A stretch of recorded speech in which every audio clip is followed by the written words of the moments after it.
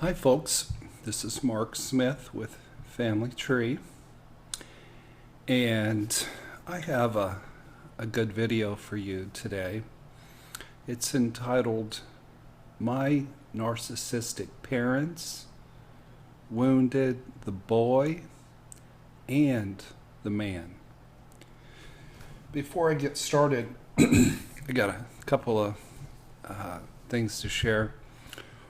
One is, you won't hear me making reference to Freud much, but Freud was known, if he had a particularly amazing interpretation that bedazzled the client, he would invite the client to join him in a victory cigar at the end of the therapy session. And for me, in my life, my victory cigars are my tattoos. And I have a new one here. I don't know if you can, it probably is going to come in backwards on the TV, but it says, Still I Rise. That's actually one of the cover photos for one of my videos. It's a famous poem by Maya Angelou, Still I Rise. And when I was getting the tattoo, the tattoo artist said that I was like Janis Joplin, that I don't turn the tattoo around for other people to read, but I turn it for me to read, because it's for me to look down and be inspired. And I'm cleaning up some wreckage from a storm by a self-spawned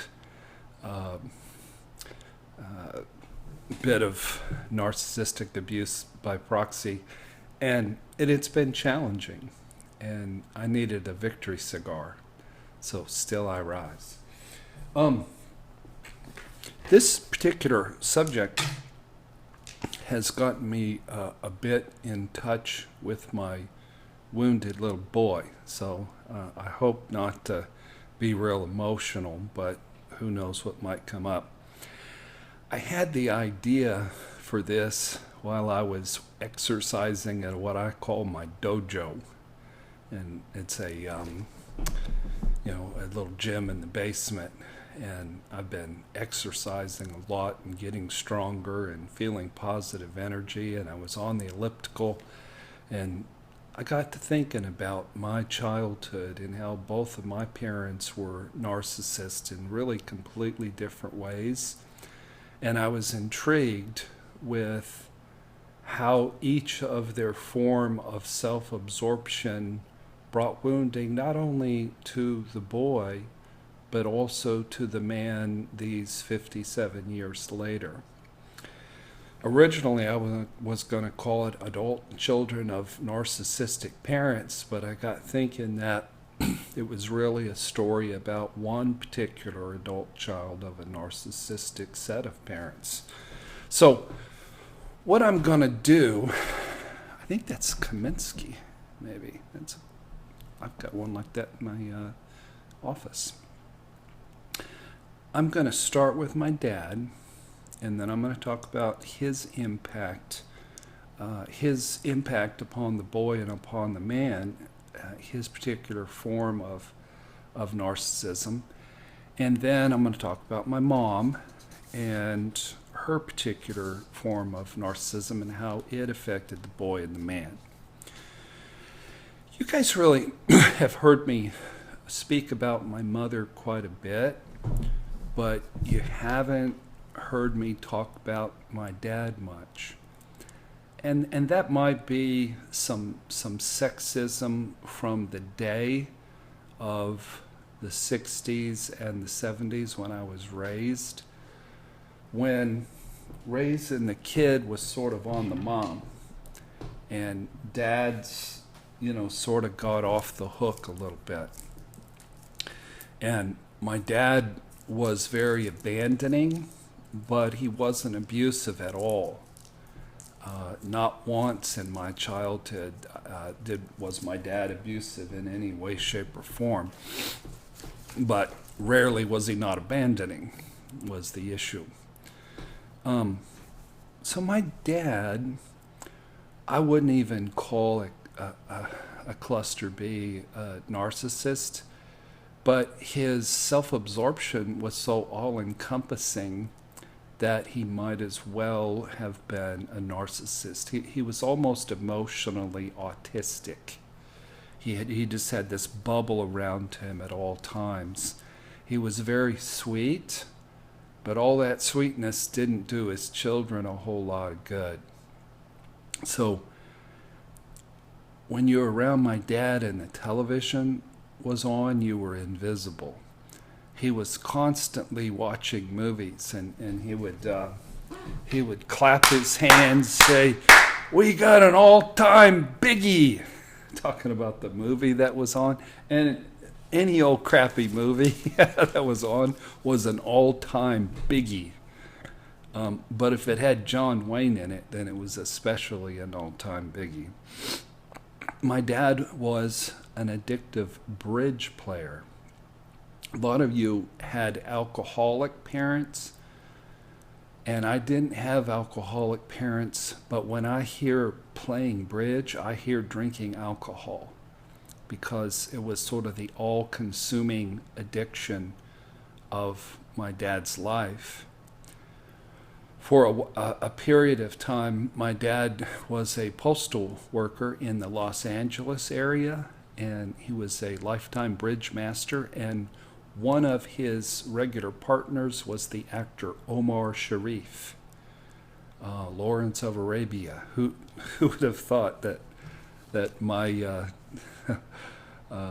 Pennsylvania hillbilly dad would be hanging out with Omar Sharif? But when he was eating dinner, he was so consumed by consuming the food that he wasn't really present. Remember reading the newspaper? Does anybody still read the newspaper? But when my dad would read the newspaper, he wasn't in the room. And he read the newspaper a lot. And then he also had a smaller gambling vice, but his television, bridge, food, and newspaper stuff was more addictive and more daily basis addiction than gambling. My dad was a passive man, married to a particularly controlling and raging borderline, and he signed up for 2 stints in Vietnam to get away from my mother. You know you're married to a mean woman if you'd rather go to Vietnam. The problem was he didn't take us with him. He went to Vietnam by himself and left us to fend for ourselves with her and with an array of abusive boyfriends, and then eventually an abusive stepfather. My dad was abused by his stepfather physically, and it snuffed all the assertiveness and anger and real personal strength out of him. So we would get home, my dad would get home from work, and my mother would be exasperated with us, mainly because she was difficult. We were just being normal kids, and she'd say, "Sam, go spank those kids." And he would bring me back in the bedroom, and my brothers told me that he did this with him too. He would take his belt off, and then he'd whoop the bed with it, and then I was supposed to yell out in agony, because he never whipped me with the belt that I remember, not even once. And he would whip the bed up to satisfy the need for punishment that my mother had. So he was a gentleman and a sweet man, but he just was not present. I've shared this before, but I only have one memory of spending a time alone with my father. One day he signed up to give blood at the Air Force Base, and we showed up at this place. It almost looked like a breakfast counter. And the person giving blood and whoever was with them could get sugar cookies and orange juice. And my father introduced me around there as his number 2 son. And of course, a lost little boy filled with shame is going to hear that as, this is my second best son. He just meant I was second oldest, but shame hears what shame wants to hear. To give you a picture of the power dynamics with my parents, I have this vivid, horrible memory etched into my memory, and that is, we were at the drive-in theater. You remember those? And we were leaving in a Volkswagen bus. You remember those? My dad was driving, and he couldn't locate reverse. It was a stick shift. And we kept moving forward and almost hitting another car, or I don't know what we were hitting. My mother was just shrieking, "Sam! Sam!" I've grown to really dislike the name Sam. I've been a therapist for 30 years, and never once have I treated a couple named Pat and Sam. I think I'd have to disqualify myself due to countertransference. And I've never even had the parents of one of my clients be Pat and Sam. But Pat would rage at Sam, and he would offer no fight in return. So some of the impact of my father's form of narcissism, narcissistic self-absorption, if you will, honestly, he might have had Asperger's. He was either just highly addictive, or maybe he had a bit of Asperger's. But one of the impacts on me was that I've always had abandonment issues. I had a yearning for love and attention, and I felt empty. I'll tell you a couple stories that are sort of funny, but sort of illustrate the hunger for my father. When I was about 11, we lived, I believe it was called Reese Air Force Base near Lubbock, Texas. And my dad was rarely involved in my childhood, but one year he did call the baseball games. Actually, I could do this. He would call the baseball games when I played Little League. So you're to bat, and he'd say, "Smith is at bat," and ball 1, strike 2, and I so yearned for my father's attention that during the off season, I got my brothers and I to break into the Little League stand.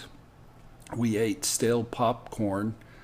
I swiped old baseballs and baseball gloves, and I probably would have gotten away with the caper, but I hooked up the PA system as an 11-year-old somehow, and I stood up in the box and I called a pretend baseball game. And somebody drove by and said, "Hey, that's that Smith kid." So I didn't really get away with the crime.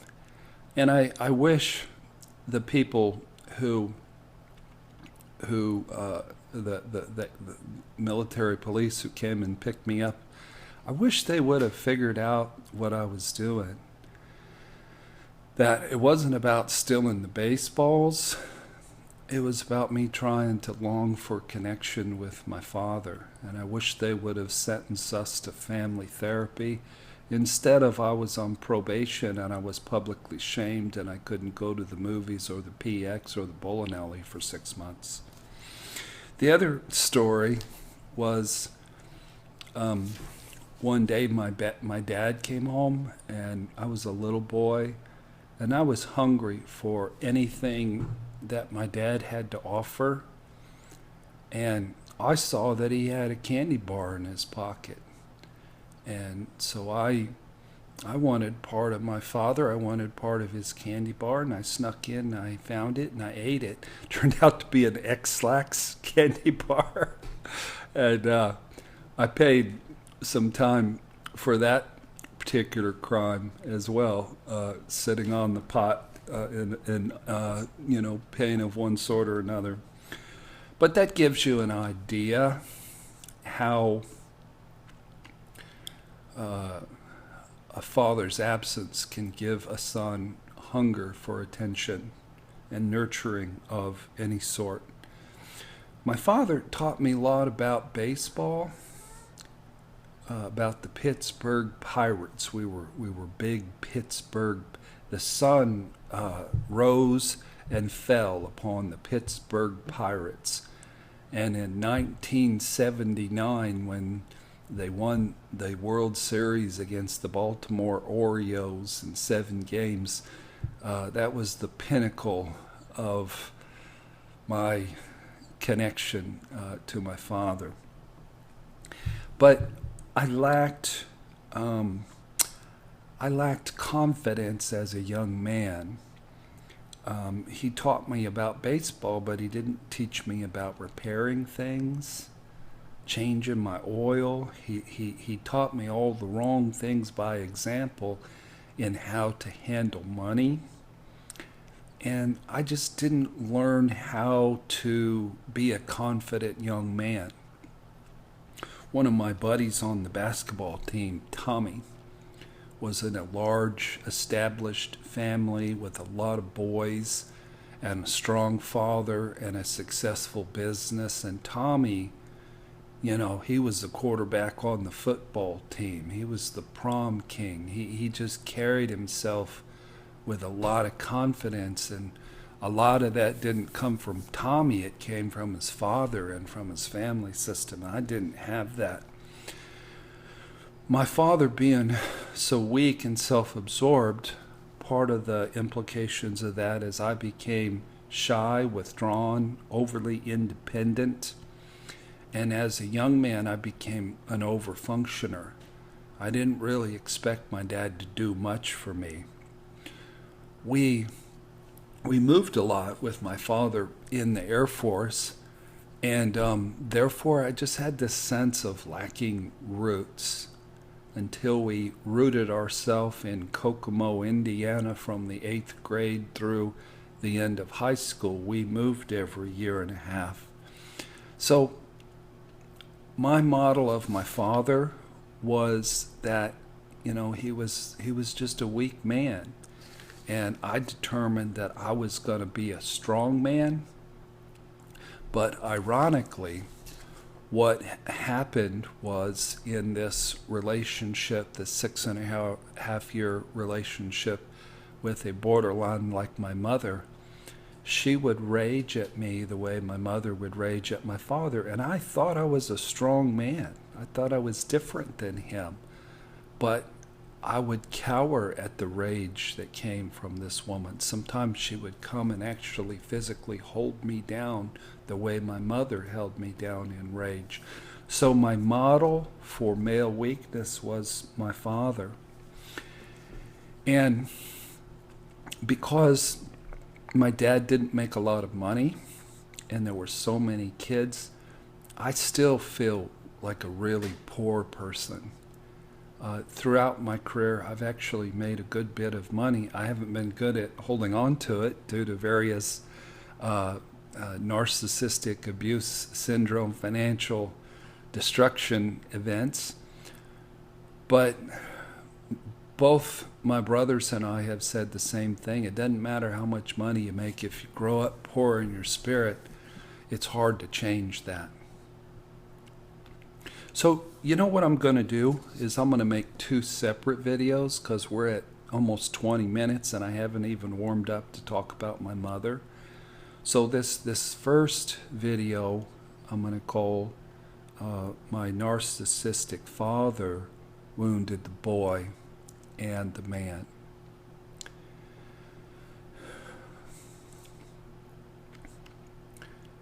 It was sad to know that your father was a good man, and yet to constantly be hungering for him, and then not to be able to model yourself after him because you knew how inherently henpecked and weak and dominated he was. I have a soft place in my heart for my father. I do know a lot about sports, and I do know how to play a mean game of euchre. But I don't have a lot of other legacies except I look like the man, and I bear his last name, and I actually walk like him. So if you grow up with a form of somebody who's very self-absorbed, they don't have to abuse you. They don't have to perpetuate emotional and psychological violence upon you for you to be harmed. Sometimes the passive parent, they don't abuse you, but their abandonment of you sets you up as a man, as an adult, to pick abandoning people. And it keeps you from being able to love yourself very well. I've had to work hard in my recovery to feel worthy enough and to feel an internal sense of self-love. So that's my dad, and that's how he impacted me. So I'm going to make a separate video about my mom because I don't want this to run 40 minutes. If you guys haven't subscribed to our channel, Family Tree Counseling, on YouTube, please do that. Also, every Tuesday night at 8 p.m. till 9:30, we have a live stream show where people contact us and message us, and it's just a really cool, wonderful thing. And we have community, and we'll answer your questions, and we call it Church for the Narcissistically Abused. Also, with all the abandonment in my childhood, I learned a little bit about that, and I've written a book on abandonment issues. You can get it at familytreecounseling.com.